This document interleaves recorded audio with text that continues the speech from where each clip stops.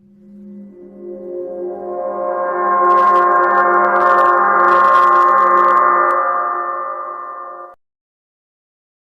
दोस्तों फिर से आप लोगों के सामने आ गया हूँ एक कहानी को लेकर कहानी को सुनाने के लिए। आज जिस कहानी को सुनाने जा रहा हूँ इस कहानी को सुनाऊँ उससे पहले मैं उस कहानी के बारे में थोड़ा बता दूँ जो सोनम रघुवंशी और राजा रघुवंशी के बारे में है। राजा रघुवंशी का बॉडी जो है मेघालय में 2 जून को मिलती है, जो खाई में गिरी हुई थी। और उसका पत्नी जो नई नवेली दुल्हन थी सोनम रघुवंशी, वो नहीं मिली थी किसी को। लेकिन फिर 9 जून को वो खुद ब खुद एक ढाबे पे लोगों के सामने आती, भाई से कांटेक्ट करती, फिर पुलिस वाले से पकड़ कर लेकर जाता। उसके बाद हर रोज नए नए खुलासा हो रहे हैं और इस केस से जुड़े हुए नए नए लोग भी सामने आ रहे हैं। पुलिस वाले को भी कुछ पता चल रहा है, जो ये व्यक्ति हो सकता है, वो व्यक्ति हो सकता है। कौन मारा है अभी तक उसका सच्चाई सामने नहीं आया है, लेकिन मेन जो इस घटना का उस सोनम रघुवंशी को ही मान के चल रहे हैं। लेकिन 2 जून को जो राजा रघुवंशी की बॉडी मिली थी उसके बाद सोशल मीडिया में पूरा छा गया था इसी न्यूज़ को लेकर, चाहे मीडिया हो या फिर सोशल मीडिया हो, हर जगह में राजा रघुवंशी के बारे में ही बताया जा रहा था। लेकिन उसी दिन 2 जून को एक पत्नी, जिससे शादी को 20 साल हो चुके थे, 18 से 20 साल हो चुके थे, उस पति को पत्नी अपने साथ लेकर जाती है घूमने के बहाने। ले जाकर, जैसे कि सोनम रघुवंशी लेकर गई थी अपने पति को, ये तो शादी को मैं 1 हफ्ता हुआ था। लेकिन इस शादी को, जिस कहानी को सुनाने जा रहा हूँ, इस शादी को 18 साल हो चुके थे। 18 साल में एक बेटा भी है उनका, उन दोनों के बीच में एक 12 साल का लड़का भी है। अब पत्नी जो है बेटे को घर पर छोड़कर वो जाती है पति को लेकर घूमने के लिए। लेकिन घूमने के लिए जाती है, उसके बाद पति लौट कर नहीं आती, वो पत्नी वापस आ जाती है। आने के बाद बेटे को बताती है, जो पापा आए थे क्या? तो बेटा कहता नहीं मम्मा, पापा तो आपके साथ ही गए थे। लेकिन वो महिला जो है अपने बेटे को कहती है, जो तुम्हारे पापा तो मुझे कहा जो मेरा काम है मैं चला जाता हूँ, तुम थोड़ी देर में आ जाना। फिर उसके बाद मैं आ गई, तुम्हारे पापा अभी तक नहीं आए। अब बेटा को माँ समझा गया, बेटे को भी अब फिक्र नहीं हुआ, जो चलो आ जाएंगे, पापा कहीं गए। लेकिन देखते ही देखते दिन बीत रहा था, करीब 5 जून आ जाता है। 2 जून को गए थे, 5 जून आ जाता है, यानी गायब हुए उस व्यक्ति को 3 दिन हो चुका था। अब 3 दिन बाद जब वो व्यक्ति घर नहीं लौटता, आसपास के लोग पूछने लगे उसके पत्नी से, और उस लड़का से भी पूछने लगे, जो तुम्हारे पापा कहाँ है? उस महिला से पूछने लगे, तुम्हारा पति दिखाई नहीं दे रहा, कहाँ है? वो बहाना करती रहती है, जो काम के लिए बाहर गए थे और देखो ना अभी तक नहीं आए। लेकिन उसी व्यक्ति का एक भाई जब उसके घर में आते हैं और भाई के बारे में पूछताछ करता है, जो भाई कहाँ है, तब आसपास के लोग भी बताते हैं, और ख़ास करके उसके भतीजा जो 12 साल का लड़का होता है, जो व्यक्ति गायब हुआ था उसका लड़का, वो बताता है, चाचा पापा तो 3 दिन हो गया गायब हो गया, पापा के बारे में पता भी नहीं। और पापा लास्ट टाइम मम्मी के साथ गए थे। जैसे मम्मी के साथ गए थे सुना, वो तो अब अपने भाभी से पूछ नहीं सकते डायरेक्टली, जो तुम्हारे साथ तुम्हारा नाम आ रहा है, तुम्हारा बेटा बता रहे। वो सोचता है जो इस बात को सीरियस लेना चाहिए, और नज़दीकी पुलिस स्टेशन में जाते हैं। जाने के बाद सारी बात बताता है, जो ऐसा ऐसा है, मेरा भाई जो है 3 दिन से लापता है और उसका पत्नी उसके घर में ही है, बेटा ऐसा ऐसा बता रहा है, आप जरा मेरे भाई को ढूंढ दीजिए। पुलिस वाले भी नाम पता सब कुछ ले लेता है। लेने के बाद पुलिस वाले का भी हाथ में कुछ नहीं लग रहा था। तभी पुलिस वाले का, जो उस भाई से पूछा गया था, जो तुम्हारा शक किसके ऊपर है, भाई ने बताया था, जो मेरे भाई का लड़का जो मेरा भतीजा है, वो अपने माँ के बारे में बता रहा था, जो लास्ट टाइम पापा जो है मम्मी के साथ ही गए थे, और उसके बाद मम्मी आ गई और पापा नहीं आए। तो इसीलिए पुलिस वाले उस महिला से बातचीत करता है, और महिला भी बाकायदा गुमशुदगी का मिसिंग कंप्लेंट जो है दर्ज करवाया था उसी पुलिस स्टेशन में, जिस पुलिस स्टेशन में भाई गया हुआ था। महिला को देखते ही वो लोग पहचान गया। महिला ने कहा, देखिए मैं भी तो मिसिंग कंप्लेन मेरे पति का लिखवाया हूँ। पुलिस वाले भी सोचते हैं, बाकी इस महिला ने तो मिसिंग कंप्लेन लिखा है, एक 50 साल का व्यक्ति कैसे गायब हो सकता है।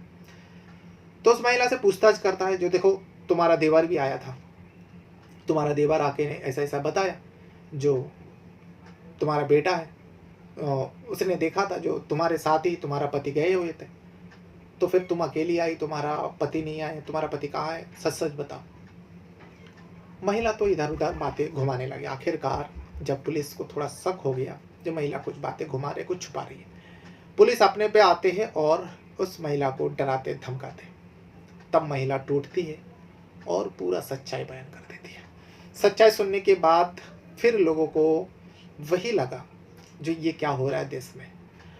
हर कुछ दिनों में मतलब एक ट्रेन सा चल पड़ा है, जैसा कि कभी उधर से तो कभी इधर से खबर आ रहे जो पत्नी अपने पति को आशिक के चक्कर में आकर मरवा रही है, और ये हर जगह का ये सिस्टम हो गया। हर कुछ दिनों में ऐसा घटना सामने आ रहा है। और फिलहाल ताज़ा ताज़ा सोनम रघुवंशी और राजा रघुवंशी का बारे में सारे लोगों को पता है, क्योंकि हर मीडिया चैनल पर, हर सोशल मीडिया पे उसी खबर को दिखा दिखा कर लोगों के जहन के अंदर यही सब भर चुके हैं। और अभी तक उस केस के बारे में पूरा सच्चाई पुलिस भी नहीं जान पाया। रोज नया नया खुलासा हो रहा है। अब इसमें महिला जो है, नाम होता है संगीता। संगीता बताती है, 35 साल का होती है संगीता। संगीता बताती है जो मैं और मेरा पति पहले हम लोग दिल्ली में रहा करते थे, क्योंकि दिल्ली में ही हम लोगों का प्यार हुआ। और मैं से संगीता का पति का नाम, जो पति गायब हुआ है उसका नाम होता है कर्नल। कर्नल 50 साल का होता है। अब संगीता उस टाइम पढ़ाई करती थी। कर्नल जिस जगह पे काम पे जाते थे उसी जगह में स्कूल थे। अक्सर संगीता से कर्नल का मुलाकात होती थी, और इसी बीच दोनों को एक दूसरे को देखने पहले इशारा करना, फिर बातें करना, और फिर प्यार, लव, वही सब दोनों के बीच में हो जाते हैं। हालांकि 15 साल का उम्र में फ़र्क है, और प्यार कहाँ उम्र दिखता है, कहाँ रंग दिखता है, कहाँ रूप दिखता है, कहाँ जाति दिखता है। प्यार तो बस प्यार हो ही जाता है, किसी से भी हो जाता है। तो संगीता और कर्नल के बीच में प्यार हो गया। अब जब दोनों का प्यार हो गया, दोनों ने फैसला कर लिया जो हम लोग शादी करेंगे। अब दोनों लव मैरिज करके शादी कर लेता है। जो लव हुआ था उसके मैरिज में कन्वर्ट कर देता है, यानी लव मैरिज वो लोग शादी कर लेते। शादी को ठीक ठाक चल रहा था। कर्नल जो है मूल तौर पे उत्तर प्रदेश का सिद्धार्थ नगर का रहने वाला होता है। अब शादी के बाद कर्नल जो है अपनी पत्नी संगीता को लेकर सिद्धार्थ नगर आ जाते हैं, और आने के बाद वो सोचता है दिल्ली में अब काम नहीं करूँगा, अब मैं यहीं पर रहकर कुछ कर लूँगा पत्नी। और फिर कुछ दिन बाद, मतलब 6 साल बाद, शादी को 6 साल बाद एक बेटे को भी जन्म देती है संगीता। अब जिस टाइम कर्नल का मौत हुआ उस टाइम लड़का का उम्र जो है 12 साल होता है। अब इसी बीच संगीता कहीं जा रही थी और ट्रेन पे सफ़र कर रही थी। वो अकेली थी, तो अकेली थी, ट्रेन पे सफ़र कर रही थी। इसी बीच एक लड़का से वो टकराती है ट्रेन में। जब ट्रेन में टकराती है, लड़का नौजवान था, नाम है अनिल शुक्ला, उम्र है 27 साल, यानी संगीता से 8 साल छोटे। अब जब ट्रेन में टकराते हैं, एक दूसरे को देखने लगते हैं, और फिर जैसा होता है दोनों में बातचीत हो जाता है। अब वो ट्रेन का सफ़र था, और अनिल शुक्ला जो है बलरामपुर का रहने वाला होता है, उत्तर प्रदेश का है। तो संगीता से नंबर एक्सचेंज भी कर लेते हैं पहली मुलाकात में। अब जब नंबर एक्सचेंज हो गया तो दोनों अपने अपने घर पहुंचने के बाद अब फोन में सिलसिला शुरू हो गया, बातचीत होने लगा।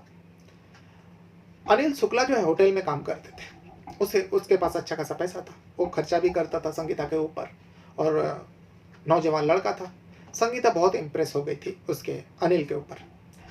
अनिल जो भी करता उसको अच्छा लगता, और इसी वजह से संगीता जो है बहाना बना कर अक्सर उसे अनिल शुक्ला से मिलने जाया करती थी।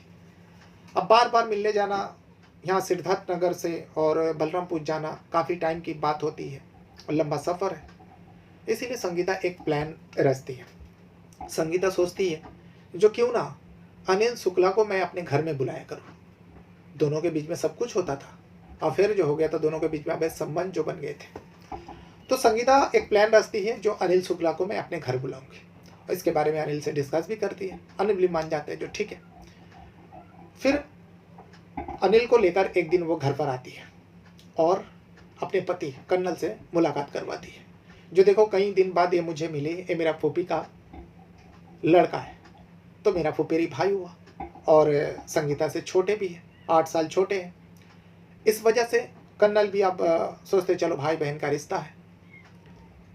तो आसपास वाले को भी बताया। जब वो अनिल जो घड़ी घड़ी आने लगा तो आसपास वाले ने भी पूछा जो संगीता ये कौन है लड़का तुम्हारे पास बार बार आता है तुम्हारे घर में। तब संगीता बताती है जो ये मेरा फूफी का लड़का है। तो आसपास वाले का भी मुंह बंद हो जाता है, चुप हो जाता है। जो भाई बहन का रिश्ता है, वो 12 साल का बेटा घर पे मौजूद रहता, और कर्नल जो है वो खेती बाड़ी करता था गाँव में रहकर। यही सब सिलसिला चढ़ता। अनिल शुक्ला बार बार घर आते, और घर से जब बाहर रहता तब संगीता उसके साथ फ़ोन पे लगा रहती। अब भाई बहन का रिश्ता है चलो माना, लेकिन घड़ी घड़ी घर आना कर्नल को अब थोड़ा डाउट होने लगा अपने पत्नी के ऊपर। ऐसा तो नहीं संगीता मुझे झूठ बोल रही है और उसका भाई भाई कोई नहीं है, उसके साथ शायद उसका कोई अफेयर वगैरह हो गया। और बेटा जो 12 साल का बेटा है वो भी कभी कभार अपने पापा को कहते थे, जो पापा आज अनिल आया था, जो मामा लगता है वो आया था। तो एक दिन कर्नल ने संगीता को साफ साफ इनकार किया, मना कर दिया, देखो ये जो तुम्हारा भाई है अनिल शुक्ला, ये इतना घड़ी घड़ी हमारे घर आता है, आसपास वाले क्या क्या सोचेंगे, मैं भी नहीं रहता हूँ घर पर और हम लोग का बच्चा बड़ा हो रहा है, तो मुझे अच्छा नहीं लगेगा जो अनिल घड़ी घड़ी आए। चलो ठीक है, भाई बहन का रिश्ता है, कभी कभार आ जाए तो ठीक है, लेकिन हफ्ते में 2 बार आना, उसे मना कर दो। संगीता इस बात को सुनने के बाद उसको बहुत दुख पहुंचा और अंदर ही अंदर से वो सोचने लगी, अरे ये क्या हो गया, मेरा पति अब अनिल के ऊपर शक करने लगा जिसे सबसे कह रहे। तो इसीलिए संगीता कहता अच्छा ठीक है, अगर आपको पसंद नहीं मैं अनिल को कह देती हूँ जो मत आया करे। उसके बाद संगीता अपने आशिक को कहती है, जो देखो मेरा पति को शक हो गया, वो लोगों का नाम लेकर तुम्हें आने के लिए मना कर रहे मेरे घर पे, तो अब कुछ दिनों तक तुम थोड़ा रुका रहो, जब मौका मिलेगा हम लोग जैसे बाहर मिलते थे वैसे बाहर मिलेंगे। वैसे ही फिर से घर पे आना बंद हो जाता है अनिल शुक्ला का और बाहर मिलना शुरू हो जाता दोनों। जब दोनों बाहर मिलना शुरू कर देते हैं, अक्सर जाया करते थे, फिर से कर्नल गौर करने लगा जो फ़ोन पे लगा रहती है, जैसे ही वो घर पे एंट्री होता है कर्नल फ़ोन कट कर देती है। इस वजह से कर्नल को अब शक जो हुआ था यकीन में बदल जाता है। अब कर्नल अपनी पत्नी के ऊपर सख्ती करने लगे, जो देखो बहुत हो चुका है, मुझे पता है वो तुम्हारा कोई फूफी का लड़का वगैरह कोई नहीं है, बल्कि तुम्हारा उसके साथ कुछ रिश्ता है, और ये सब बंद करो नहीं तो मैं तुम्हें छोड़ दूंगा, मैं तुम्हें तलाक दे दूंगा। अब एक लव मैरिज को करीब 18 साल हो चुका है, उसके बाद दोनों पति पत्नी के बीच में अब इस मैटर को लेकर झगड़ा हो रहा है, क्योंकि पति को शक था जो मेरे पत्नी का अवैध संबंध है किसी के साथ, और वो लड़का अक्सर घर आता था जिसको वो भाई बनाकर रखी थी, बल्कि उसका भाई नहीं है, उसका आशिक है। ये कर्नल को साफ तौर पे पता चल गया, इसीलिए वो अपनी पत्नी के ऊपर सख्ती करने लगे। जब सख्ती करने लगे, अब संगीता से तो रहा नहीं जाता अनिल शुक्ला से ना मिलकर, इसीलिए संगीता अनिल शुक्ला को कहते देखो हम दोनों के ऊपर ये नज़र रखे हैं और मुझे तो अब मार पिटाई पे उतर आए हैं मेरा पति, तो इसका कुछ करो। अनिल कहता है क्या करूँ तुम ही बताओ। संगीता कहता है एक काम करते हैं, जैसे कि मैं बहुत न्यूज़ देख रही हूँ पति को मरवा रहे हैं, तो हम लोग भी कुछ ऐसे ही करते हैं, मेरा पति को कर्नल को बीच में से हटा देते हैं। इसमें अनिल भी मान जाता है। अनिल कहता है ठीक है, जैसा तुम सोचो और प्लान करते हैं, कैसे मारोगे। तो दोनों मिलकर प्लान करते हैं, संगीता और अनिल। और इस वक्त जो चारों तरफ से वही हो रहा था, मुस्कान का पहले खबर आया, फिर इधर सोनम और राज का, और इसके बीच में और भी कई सारे खबरें चली। ये लोग सब खबर देख रहे थे जो किस हिसाब से अपने पति को हटाया जाए। संगीता प्लान रच लेती है। संगीता और अनिल मिलकर प्लान रचते हैं, और संगीता एक दिन मंदिर जाने के बहाने अपने पति को लेकर 2 जून का तारीख थी, 2 जून को ही, जिस दिन राजा रघुवंशी की बॉडी मिलता है मेघालय में, उसी दिन संगीता अपने पति को लेकर मंदिर जाने के बहाने कहती है जो मुझे मंदिर में दर्शन करना है, तुम भी चलो साथ में, कौन लेकर जाएगा। अपने बच्चे को कहता है, 12 साल का बेटे को, बेटा घर पर ही रहना, थोड़ी देर में हम लोग आ जाएंगे। अब मंदिर तो जाती है, लेकिन मंदिर जब जाते हैं दर्शन भी करते हैं, उसके बाद संगीता का आशिक जो है संगीता को कुछ लड्डू दिए थे प्रसाद के तौर पर, और उस लड्डू में जो है जहर मिला हुआ था। अब अनिल के पास 4 व्हीलर था, गाड़ी थी। अब संगीता जो है अपने पति को उस जहरीला लड्डू को खिला देते हैं जिसमें जहर मिलाया हुआ था।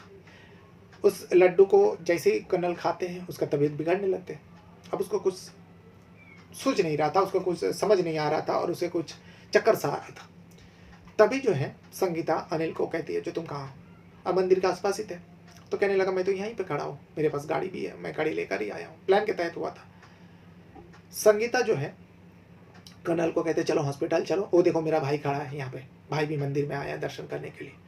अब कर्नल का तबीयत बिगड़ रहा था, उसी बीच जो है कर्नल को कुछ समझ में नहीं आ रहा। संगीता कह रही है, पत्नी कह रही है जो तुम्हें हॉस्पिटल लेके जाते हैं, गाड़ी में बिठाते हैं, और अनिल ड्राइव करते हुए अस्पताल की जगह में, क्योंकि वो लोग मारना ही चाहते थे, गाड़ी में बिठा देते ताकि लोगों की नज़र ना पड़े, और गाड़ी का गोल गोल चक्कर कटते रहता है जब तक कर्नल का मौत ना हो जाए। कर्नल गाड़ी के अंदर तड़प तड़प कर संगीता के सामने दम तोड़ देता है, जैसे कि सोनम अपनी आंखों के सामने अपने पति राजा रघुवंशी को मरते हुए देखा तड़प तड़प कर। ठीक उसी तरीके से संगीता अपने पति को तड़प तड़प कर खुद अपने हाथों से जहर मिला हुआ लड्डू खिलाया और कर्नल तड़प तड़प कर गाड़ी के अंदर दम तोड़ देते। दम तोड़ने के बाद एक जगह पे जाते हैं, नदी किनारे पे जाते हैं, तब तक अंधेरा हो चुका था। अनिल शुक्ला और संगीता देखता है कि सुनसान इलाका है, गाड़ी से बाहर आते और कर्नल के बॉडी को खींचकर बाहर निकलते और उस नदी में फेंक देते। फेंक देने के बाद अनिल संगीता को अपने घर के पास छोड़ के वो चले जाते। संगीता अपने घर आते और आके पूछताछ करते, तेरा पापा नहीं आया, अपने बेटे से पूछताछ करते और कुछ बहाना मार के ऐसी दिन गुजर रहा था। लेकिन 3 दिन हो जाने के बाद आसपास वाले पूछने लगे, तब संगीता दिमाग लगाती और झूठ मूठ नज़दीकी पुलिस स्टेशन में जाते हैं और अपने पति का गुमशुदगी का मिसिंग कंप्लेंट दर्ज करा देता है। फिर उसके बाद जब कर्नल को भाई को पता चला, जो कर्नल कुछ दिनों से मिल नहीं रहे, आसपास लोगों को बातें हो रही है, तब बाबूलाल जो है वो आते, पूछताछ करते और भतीजा से भी पूछताछ करते, तेरा पापा कब से गायब है? तो भतीजा ने सब कुछ बता दिया। जो पापा उस दिन से गायब है जिस दिन मम्मा और पापा मंदिर गए थे, उसके बाद पापा नहीं आए थे, मम्मी आ गई थी। तभी भाई को शक हुआ और पुलिस स्टेशन में जाते हैं। तब पुलिस छानबीन करता है और संगीता को जब सख्ती करता है तब जाकर पूरी बात बताता है और जहाँ पर कर्नल की बॉडी को फेंका था उस जगह पर भी लेके जाता है। अनिल शुक्ला को भी हिरासत में ले लेता है और उस जगह पे जब मुआयना करता है, छानबीन करता है, तो सड़े गले लाश कर्नल का मिलती है और उस बॉडी को कब्जे में लेता है, पोस्टमार्टम के लिए भेज देता है, क्योंकि बॉडी मिलने से पहले ही जो है संगीता ने सब कुछ बयान कर दी थी। जो इस वजह से मैं अपने पति को मौत के घाट उतारा, क्योंकि वो मेरे और मेरे आसिफ के बीच में रोड़ा बन रहे थे। सोचिए, वो पत्नी जिसने लव मैरिज करके शादी की, सब कुछ ठीक ठाक चल रहा था, दोनों के बीच में एक बेटा भी था जिसको उम्र 12 साल हो चुका था, उसके बाद भी वो संगीता, वो महिला बेवफा निकली, अपने पति को धोखा देती और एक नौजवान लड़का के साथ एक लड़ाती, उसके साथ अवैध संबंध में वो जुड़ी हुई थी।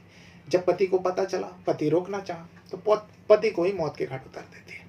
इस बारे में पुलिस क्या कहता है वो भी मैं आपको आखिर में सुनाना चाहूँगा। बहरहाल ये था वो पूरी कहानी। अपने साथ साथ अपना परिवार का भी बहुत ज़्यादा ख्याल रखिएगा। इस वीडियो को यहाँ तक देखने के लिए आपका बहुत बहुत धन्यवाद करता हूँ। कुछ कहना है, कुछ बताना है तो वीडियो के कमेंट बॉक्स में आप अपना राय ज़रूर दीजिएगा। Thank you very much. जनपद सिद्धार्थनगर के कोतवाली डबरुआ अंतर्गत दिनांक 5/6/2025 को श्रीमती संगीता वाइफ ऑफ कन्नन, जो रहकट थाना डबरुआ की रहने वाली हैं, इन्होंने अपने पति श्री कन्नन की गुमशुदगी कि वो दिनांक 2/6 से घर नहीं आए हैं बाबत एक प्रार्थना पत्र दिए, जिसके संदर्भ में दिनांक 5 को ही थाना कोतवाली डबरुआ में गुमशुदगी दर्ज कर ली गई थी। गुमशुदगी की जांच थाना कोतवाली डबरुआ पुलिस द्वारा की जा रही थी। जांच के मध्य ये बात प्रकाश में आई कि खुद संगीता अपने पति कन्नन को साथ लेकर कहीं गई थी। कन्नन की गुमशुदगी के संदर्भ में पुलिस द्वारा संगीता से ही कड़ाई से पूछताछ की। संगीता द्वारा कड़ाई से पूछताछ में ये बात स्वीकार किया कि उसके प्रेमी अनिल शुक्ला, जो थाना ललिया जनपद बलरामपुर के रहने वाले हैं, इन दोनों लोगों ने मिलकर कन्नन को कहीं बलरामपुर में राप्ती नदी के कुछ खिलाकर, नशीला पदार्थ खिलाकर उसको वहाँ कहीं नदी में फेंक दिया है। इस संदर्भ में जो है बाबूलाल, कन्नन के भाई बाबूलाल द्वारा दिनांक 9/6/25 को संगीता व अनिल के विरुद्ध VNS की धारा 140A का अभियोग पंजीकृत कराया है। विवेचना के क्रम में थाना डबरुआ कोतवाली द्वारा विवेचना की जा रही है। अनिल और संगीता दोनों से गहनता से पूछताछ की गई, दोनों को पकड़ा गया है। दोनों से पूछताछ में ये बात तथ्य नज़र प्रकाश में आई कि बलरामपुर में राप्ती नदी जो सिमराना के पास है, वहाँ पे कहीं इन लोगों ने उसको नशीला पदार्थ खिलाकर फेंका था। आज विवेचना के क्रम में ही कोतवाली देहात जनपद बलरामपुर में सिमराना ग्राम की सीमा पे राप्ती नदी के किनारे एक कंकाल के रूप में कन्नन की मृत अवस्था में बॉडी मिली है।